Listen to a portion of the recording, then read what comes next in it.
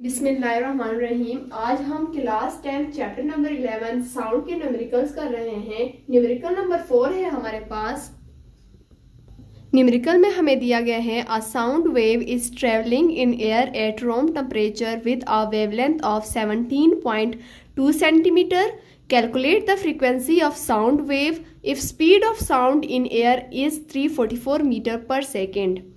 इसमें हमें बताया गया है कि एक रूम टेम्परेचर में जो साउंड वेव ट्रेवल करती है उसकी वेवलेंथ जो है ना 17.2 सेंटीमीटर है। फ्रीक्वेंसी हम लोगों ने उस साउंड वेव की कैलकुलेट करनी है। स्पीड हमें दिया गया है कि 344 मीटर पर सेकेंड होगा। जब हम न्यूमेरिकल पढ़ते हैं तो सबसे पहले हम लोग एक डेटा कलेक्ट करते हैं, देन फिर हमें आसानी से पता चलता है कि हम लोगों ने क्या कैलकुलेट करना है और क्या क्या चीजें हमें दी गई हैं। तो सबसे पहले हमें वेवलेंथ दिया गया है जिसको हम लोग लैम्डा से डिनोट करते हैं। वेवलेंथ हमें क्या दिया गया है? वेवलेंथ है 17.2 सेंटीमीटर। यहाँ पर सेंटीमीटर है क्योंकि जो लैम्डा है ना उसका ऐसा यूनिट मीटर है, लेकिन यहाँ पे सेंटीमीटर दिया गया है। सबसे पहले हम लोग सेंटीमीटर को मीटर में कन्वर्ट करेंगे, देन फिर और प्रोसेस करेंगे। हमें पता है कि सेंटीमीटर जो है ना 10⁻⁻² के बराबर है, तो 17.2 को इस सेंटी की जगह हम लोग 10⁻⁻² लिखेंगे।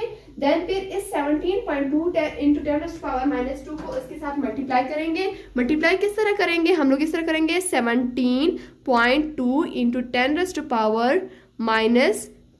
जब हम लोग ने इसको इस तरह मल्टीप्लाई किया तो हमारे पास आंसर आ जाता है 0.172।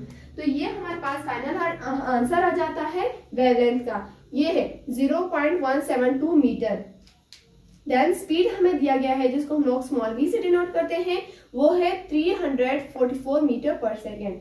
फ्रीक्वेंसी हम लोगों ने फाइंड आउट करना है, तो इसके लिए फार्मूला यूज होगा v = f लैम्डा। अब हम लोग फ्रीक्वेंसी फाइंड आउट कर रहे हैं, तो फ्रीक्वेंसी को सबसे पहले हम लोगों ने इज इक्वल टू इस साइड पर लेकर लाना है, देन फिर और न्यूमेरिकल सॉल्व करना है। सबसे पहले हम लोग फ्रीक्वेंसी को इस साइड पर लेकर लाएंगे। f = v divided by lambda. जब f = v की जगह हम लोग उसकी वैल्यू पुट कर देंगे जो कि है हमारे पास 344, लैम्डा हमारे पास है 0.172। अब हम इन दोनों को आपस में कैलकुलेट करेंगे। हम लोग इसको डिवाइड करेंगे। वो किस तरह डिवाइड करेंगे? सबसे पहले हम लोगों ने सिंपल ब्रैकेट लेना है।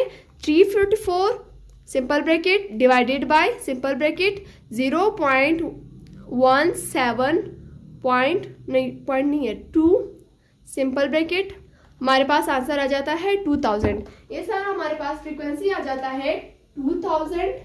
फ्रीक्वेंसी का ऐसा यूनिट है हर्ट्ज, हम यहाँ पे हर्ट्ज का ऐसा यूनिट लिख लेते हैं। इस तरह हमारे पास फ्रीक्वेंसी भी कैलकुलेट हो जाता है। तो इस तरह हमारे पास क्वेश्चन नंबर 4 यानी न्यूमेरिकल नंबर 4 कंप्लीट हो गया। होप सो कि आप लोगों को समझ आ गया होगा।